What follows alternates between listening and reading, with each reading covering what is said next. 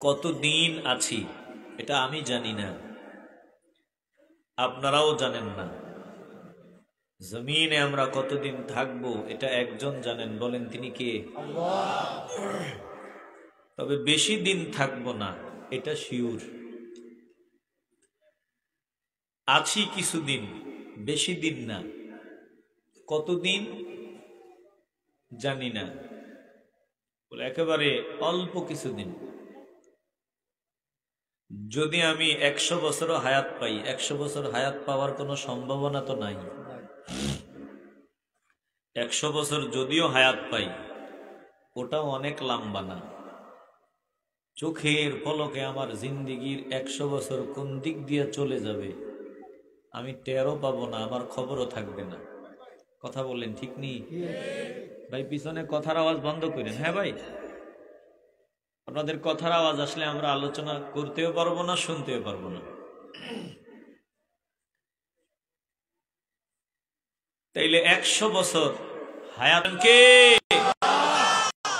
আল্লাহ নবী বলেন, ক্বালা রাসূলুল্লাহ সাল্লাল্লাহু আলাইহি ওয়াসাল্লাম, আল কাইয়িসু মান দানা নাফসাহু ওয়া আমিলা লিমা বা'দাল মাউত ওয়াল আজিজু মান ইত্তাবা'a নাফসাহু হাওয়াহা ওয়া তামান্না 'আলাল্লাহিল আমানিয়া। আল্লাহ নবী বলেন, উম্মতের দল রাহমাতুল লিল আলামিন বলেন, বুদ্ধিমান ওই বান্দা, বুদ্ধিওয়ালা ওই বান্দা, যেই বান্দা নিজের নফসকে নিয়ন্ত্রণ করে, নফসের বিরুদ্ধে অবস্থান করে, মৃত্যুর পরে জিন্দেগীর জন্য নেক আমল করে, এই বান্দা বুদ্ধিমান। বুদ্ধিহীন কপাল পোড়া কোন বান্দা, বোকা কোন বান্দা? ওই বান্দা মন যেমনে চায় এমনে চলে, ওই বান্দা বোকা। এই বান্দার মতো বোকা জমিনে আর কেউ হতে পারে না। আর যেই বান্দা মনের বিরুদ্ধে অবস্থান নিয়ে চলে, এই বান্দা বুদ্ধিমান। বলেন আমরা বুদ্ধিমান বান্দাদের কাতারে শামিল হতে চাই কি চাই না? আস্তে বলবেন না, জবান খুলে বলেন চাই কি চাই না? আকেলা বাশদ কে ওশা কে নবুয়াত গহে বরে নফসে খুদ কাদে নবুয়াত নফসু শৈতানি বরন্দাজ রহ তুরা তাবে আন্দাজন্দে অন্দর চেহ তুরা।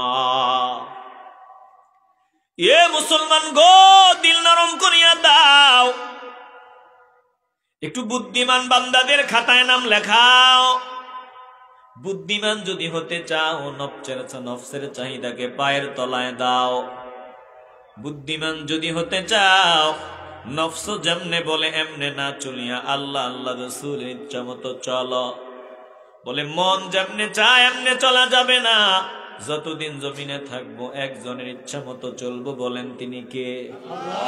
জমিনে আসলাম আমি মাওলার ইচ্ছায়। মাওলা যদি চাইতেন আমাকে হায়াওয়ান জানোয়ার বানাইয়া জমিনে পাঠাইতে পারতেন।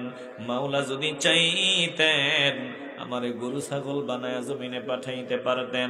মাওলা দয়া করেছেন, মানুষত্বের কাভার পড়াইয়া জমিনে পাঠাইলেন, উম্মতে মুহাম্মদী বানাইয়া জমিনে পাঠাইলেন।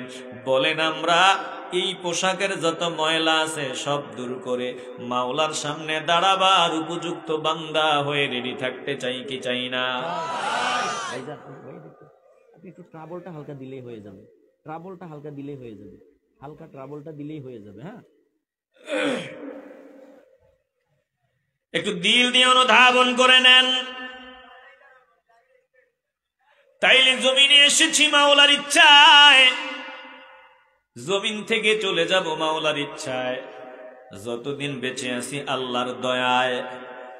বলে আমি নিজের ফাওয়ারে জমিনে বেঁচে থাকতে পারি না। যিনি দয়া করে আমারে বাঁচায় রাখছেন, বলেন তিনি কে? আস্তে বলবেন না, জবান খুলে বলেন তিনি কে? কোত্থেকে আসলাম, কোথায় যাব, কোথায় আমার ঘর?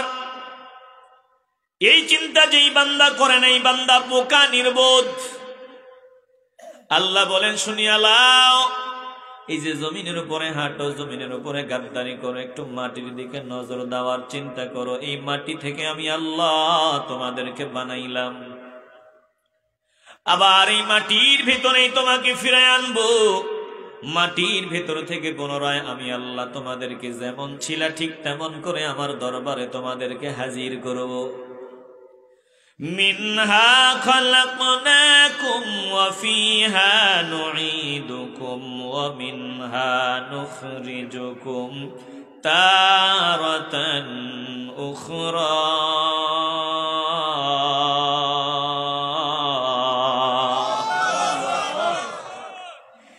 এই মাটি থেকে আল্লাহ আমাদেরকে বানাইলেন। আল্লাহ বলেন মিনহা খালাকনাকুম, মাটি থেকে আমি আল্লাহ তোমাদেরকে বানাইলাম, পুনরায় মাটির ভেতরে তোমাদেরকে আমি আল্লাহ ফিরায় নেব। মাটির ভেতরে থেকে আমি আল্লাহ আবার তোমরা যেমন ছিলা তোমাদেরকে তেমন করে আমার সামনে হাজির করব।